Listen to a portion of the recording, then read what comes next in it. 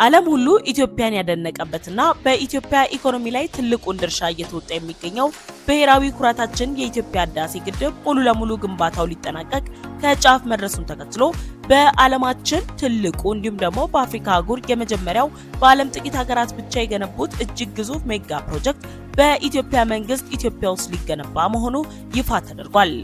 በተለያዩ የተፈጥሮ ሀብቶች የታደለችው ኢትዮጵያ የተፈጥሮ ሀብቶቿን በመጠቀም ሀገራዊ እድገቷን ለማፋጠን ባለችበት በዚህ ወቅት የኢትዮጵያን የኢኮኖሚ እድገት ቁልቁል ለማውረድ የሚሰሩ ጠላቶቿን አንገት ያስደፋ አዲስ የምስራች ለመላው አፍሪካውያን ተበስሯል። የኢትዮጵያን ህዳሴ የሚያፋጥኑ የተለያዩ ሜጋ ፕሮጀክቶች እየተገነቡ ባሉበት በዚህ ወቅት ይፋ የተደረገው ሁለተኛው የኢትዮጵያን ህዳሴ ማረጋገጫ የሆነው የህዳሴ ግድባችን አቻ በሚባል ደረጃ ግራንድ ፈርቲላይዘር ኮምፕሌክስ ሜጋ ፕሮጀክት ከዓለማችን ግዙፎቹ ፕሮጀክቶች መካከል የሚመደብና በአፍሪካ አህጉር የመጀመሪያ በመሆን ሊገነባ መሆኑን የኢትዮጵያ ጠቅላይ ሚኒስትር ዶክተር አብይ አህመድ ለዓለም አብስረዋል። የኢኮኖሚ መሰረቷን በግብርና ላይ ያደረገችው ኢትዮጵያ በግብርናው ዘርፍ ከፍተኛ ለውጥ እያስመዘገበች ሲሆን በጥቂት ጊዜ እንቅስቃሴ ከስንዴ ተረጂነት በመላቀቅ በአፍሪካ አህጉር የመጀመሪያዋ ስንዴ አምራች ሀገርም ለመሆን ችላለች። በኢትዮጵያ እየተከናወኑ ያሉ የግብርና ስራዎች ስንዴ፣ ሩዝን ጨምሮ የተለያዩ ምርቶች እየተመረቱ ሲሆን እነዚህ ምርቶች ለማምረት የሚያስችለው የአፈር ማዳበሪያ ኢትዮጵያ መንግስት ረብጣ ቢሊዮን ዶላር በማውጣት ከተለያዩ ሀገራት በግዢ እያስገባም ቢሆን ውጤትን አስመዝግቧል። በአፍሪካ የሚገኙ ሀገራት አብዛኛው በሚባል መልኩ በግብርና ስራ ኢኮኖሚያቸውን የሚደግፉ ሲሆን ሁሉም የአፈር ማዳበሪያን ከተለያዩ ሀገራት በማስገባት ምርታማነታቸውን እያሳደጉ መሆኑም የሚታወቅ ነው። በኢትዮጵያ የተበሰረው ይህ ግዙፍ የምስራች መላው አፍሪካውያንንም በደስታ አስክሯል።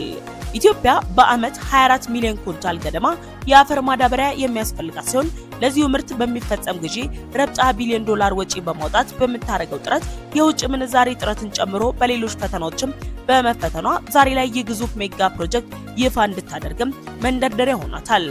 በዓለም ላይ ከሚገኙ ግዙፍ ፕሮጀክቶች መካከል የሆነው ግራንድ ፈርቲላይዘር ኮምፕሌክስ ሜጋ ፕሮጀክት በአፍሪካ የመጀመሪያ እንደሆነ የተነገረለት የአፈር ማዳበሪያ ፋብሪካ ፕሮጀክት ሲሆን ከ2.5 እስከ 3 ቢሊዮን ዶላር የሚጠጋ ወጪ የሚወጣበት በመሆኑ በከፍተኛ ፍጥነትና ጥራት በመገንባት የፋብሪካው ግንባታ በ3 ዓመት ጊዜ ውስጥ እንደሚጠናቀቅም ተገልጿል። ይህ ግዙፍ አህጉራዊ ሜጋ ፕሮጀክት በኢትዮጵያ ኢኮኖሚ ላይና በሀገሪቱ ሁለንተናዊ እድገት ላይ በሚያመጣው ለውጥ ለኢትዮጵያ ሌላው የህዳሴ ግድብ ያህል የገዘፈ ሜጋ ፕሮጀክት እንደሆነም ተነግሮለታል። ግራንድ ፈርቲላይዘር ኮምፕሌክስ ሜጋ ፕሮጀክት ብሔራዊ ፕሮጀክት መሆኑን ተከትሎ ብዙዎች በጋራ በመሆን የሚያጠናቅቁት ሲሆን ግንባታው ከተቻለ ከግሉ ዘርፍ ጋር በግለሰብ ኢንቨስትመንት ካልተቻለ ደግሞ መንግስት በራሱ የሚገነባው ለአፍሪካ አህጉር የተበሰረ የምስራችም ነው። ግራንድ ፈርቲላይዘር ኮምፕሌክስ ሜጋ ፕሮጀክት ለግብርና የሚሆን የአፈር ማዳበሪያ የኢትዮጵያን ፍላጎት በሚመልስ መልኩ በማምረት ከራስ አልፎ ለሌሎች የአፍሪካ ሀገራትም ጭምር የሚተርፍ ምርት የሚያመርት ሲሆን የግዙፍ ፋብሪካ የማቋቋም ሂደቱ የቴክኒክ ጉዳዮችን በማጠናቀቅ በቅርቡ የመሰረተ ድንጋይ በመጣል ወደ ስራ ለመግባት እንቅስቃሴ መጀመሩም ተገልጿል። ኢትዮጵያ 24 ሚሊዮን ኩንታል ገደማ የአፈር ማዳበሪያ የሚያስፈልጋት ሲሆን በቀን 150 ሺህ ኩንታል የአፈር ማዳበሪያ ከወደብ ወደ ሀገር ውስጥ በማጓጓዝ ለገበሬውም እየተዳረሰ ይገኛል። የኢትዮጵያ የጀርባ አጥንት ለሆነው የግብርና ዘርፍ ምርትና ምርታማነት መጨመር በተደረጉ ጥረቶች እየተመዘገቡ ያሉ ድሎች ኢትዮጵያን ከጠባቂነት በማውጣት አቅራቢ ያደረጓት በመሆኑ እንደ አፈር ማዳበሪያ ያሉ ግዙፍ ፕሮጀክቶች ለኢትዮጵያ ግብርና ማደግ የራሳቸውን ጉልህ ሚና ይጫወታሉ። በኢትዮጵያ የግብርና ታሪክ ውስጥ የሚታየው የአፈር ማዳበሪያ አቅርቦት ችግር ለግብርናችን አሁን ካለው ምርታማነት ይበልጥ ምርታማ መሆን የሚቻልበትን እድል ያጠበበ ሲሆን በተለይም ከአፈር ማዳበሪያ አቅርቦትና ፍላጎት ጋር በተያያዘ አሁንም ድረስ ያልተፈታ ችግር በመሆኑ የአፈር ማዳበሪያ ፋብሪካ ማቋቋም ጠቀሜታው በእጅግም ጉልህ አድርጎታል። በግብርና ስራ ኢኮኖሚያቸው የሚደገፉ ሀገራት ሁሉ ህልም የሆነው የአፈር ማዳበሪያ እጥረት ችግር ለመፍታት መንግስት ዘላቂ መፍትሄ ብሎ ያቀደው ከውጭ የሚመጣውን የአፈር ማዳበሪያ ለመተካት የማዳበሪያ ፋብሪካ የመገንባት እቅድ በአፍሪካ የመጀመሪያ በዓለም ደግሞ ጥቂት ሀገራት ብቻ የገነቡት ግዙፍ የማዳበሪያ ፋብሪካ በኢትዮጵያ ለመገንባትም እንቅስቃሴው ተጀምሯል።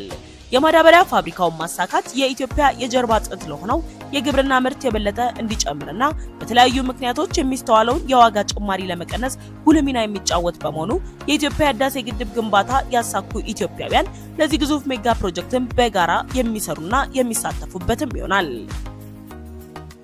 ሀገራችን ኢትዮጵያ በምግብ ራሷን ለመቻል የምታደርገውን ጥረት የሚደግፈው የግዙፍ ፋብሪካ በኢትዮጵያ ግብርና ላይ ከሚፈጥረው ለውጥ በተጨማሪ በውጭ ምንዛሬ ላይ የራሱ የሆነ ተጽዕኖንም የሚያሳድር ነው። የኢትዮጵያ መንግስት ይህንን መሰል ግዙፍ ፕሮጀክት መገንባቱ በዓለም አቀፍ ደረጃ ተወዳዳሪ የሆነ ኢኮኖሚን ለመገንባት የሚያስችል እንደሆነም ታምኖበታል። በከፍተኛ መጠን በማደግ ላይ የሚገኘው የኢትዮጵያ የግብርና ኢንዱስትሪ ላይ የዚህ አፈር ማዳበሪያ ፋብሪካ ሲጨመርበት ወደ ተለያዩ ሀገራት የተለያዩ ምርቶችን ለውጭ የማቅረብ ሂደት በማቀላጠፍ እጅግ አስገራሚ ለውጥም እንዲሁም ደግሞ የውጭ ምንዛሬ የሚገኝበትም ዘርፍ ነው። ኢትዮጵያ ኢኮኖሚዋ አሁን ላይ ካስመዘገበው የጂዲፒ እድገት በሁለት እጥፍ ለማደግ የሚያስችልም በመሆኑ ከኢትዮጵያ ኢኮኖሚ ጋር ፉክክር ውስጥ የገቡ ሀገራትም አንገታቸውን ደፍተዋል። የተፈጥሮ ማዳበሪያው የገበሬውን መሬታቸውን ለምነትም የሚጠብቅና እርጥበትን ይዞ በማቆየት የተሻለ ምርት እንዲያገኙ የሚያስችል በመሆኑ በገበሬዎች ዘንድም ተፈላጊነቱ ከፍተኛ ነው። በተለያዩ ምክንያቶች ለምነቱን የሚያጣ አፈር ምርታማ እንዲሆን ማዳበሪያ መጠቀም ከተጀመረ የ100 ዓመታት ታሪክ እንዳስመዘገበም የዘርፉ ባለሙያዎች ይናገራሉ። ከፍተኛ የሰው ሰራሽ የአፈር ማዳበሪያ ጸረ ተባይና በምርምር የተሻሻሉ ዘሮችን በሚጠቀሙ የምዕራቡ ዓለም ሀገራት ቢኖሩም በእነዚህ ሀገራት በተፈጥሮ መንገድ የተመረቱ